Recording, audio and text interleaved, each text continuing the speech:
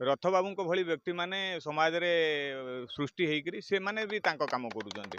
तेणु आमे स्वाभाविक भाव में यही भली भाव में समाज सेवारे ब्रती थिबा एवं समाज को दिग्दर्शन दौथुवा निज व्यय समाज पे खर्च करवा, कारण से समाज तांको मनीष करिछि एवं निजर आय समाज रे खर्च करवा भलिया जो विरल दृष्टांत से तैयारी करुचंती। निश्चित भाव में अन्य मानक पई से प्रेरणा, अन्य मानक पई से उदाहरण बनी।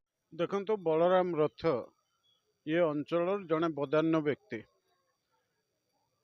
तांको निज पुओ जो भली भाव में स्वास्थ्यगत अवस्था खराब थिला, तेणु प्रभु गतेश्वर पाखे सी मानसिक करथिले मो पुओ भल हो जाऊ। एवं से दृष्टिकोण जो माने भिन्नक्षम लोक अच्छा सी से दिन टू शपथ नहीं जे समस्त को साहाय्य करेंगे। एवं आज पर्यंत बहु लोक प्रति वर्ष से ट्राइसाइकेल ठू आरंभ करी विभिन्न अंग के किभली भाव में भिन्नक्षम लोकंकर लागिवो से उद्यम जारी रखिछन्ति। तेणु से दृष्टिकोण आज मु जेतेबेले प्रभु गतेश्वर पाखक आसी सेतेबेले सी आमर जड़े भिन्नक्षम भाई की ट्राई आज ये साइकेल दवापाई सी मो हाथ में ये कथाटा को व्यवस्था करथिले।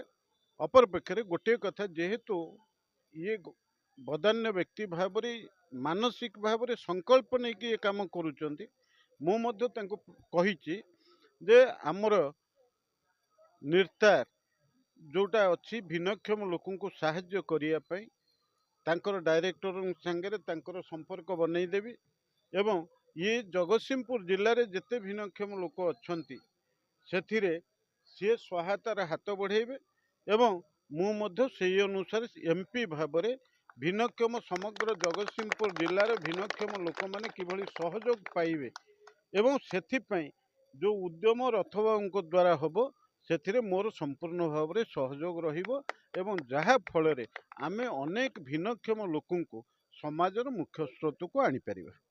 कहबार कौन मोर पुअर देह खराब थिला, मुझे कि मानसिक करिछि मो पुओ देहटी भल हो जाइछि। ठाकुर पाखे अभिषेक भी होता आउ जीवन रोजगार जहाँ मुई भिन्नक्षम और थालासीमा पेसेंट खर्च करी आउ आज माननीय सांसद को डाकिकी पिला दवाई मनस्थ करी आमर सभापति अच्छा आम भाई गुंडा भाई अच्छा द्वारा देवी बोली मनस्थ करी बहुत खुशी प्राय 30 रु एभव।